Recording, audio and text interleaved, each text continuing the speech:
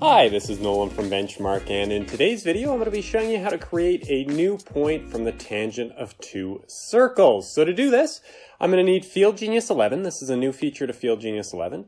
And once I have FieldGenius 11 installed, what I'm going to do is I'm going to open up FieldGenius here, and I'm going to head to the bottom left corner to my plumb bob icon there, and in the resulting menu I'm going to want to choose Calculations, and then at the bottom there you can see Tangent to Circle. And this is my tangent to circle menu here. So in this case, I'm going to do my tangent line left dash left. There's a couple different options in that drop down that you can play around with, but in reality, they all do the exact same thing. They just choose where your tangent line is drawn from. But what I'm going to do here is I'm going to type in my point 1. That's going to select point 1. And then I'm going to draw a 15-meter circle around point 1. And then I'm going to select point 2 by typing it in, and I'm going to draw a circle with a 1-meter radius around it.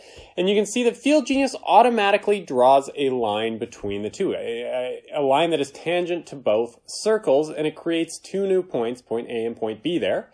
And from these 2 points, I can store either one and create my new point. In this case, I'm going to select point A here, and you can see that just like anything else in FieldGenius here, when I go to store point, I can add a point ID, a description, my northing, easting, and elevation are there.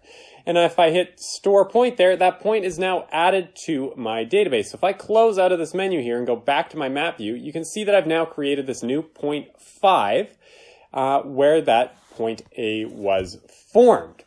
And that's all for today's video. If you have any questions about anything you've seen in today's video, or you have any questions about anything you've seen on our website or YouTube channel, please give us a call at 1-888-286-3204 or visit us on the web at bench-mark.ca.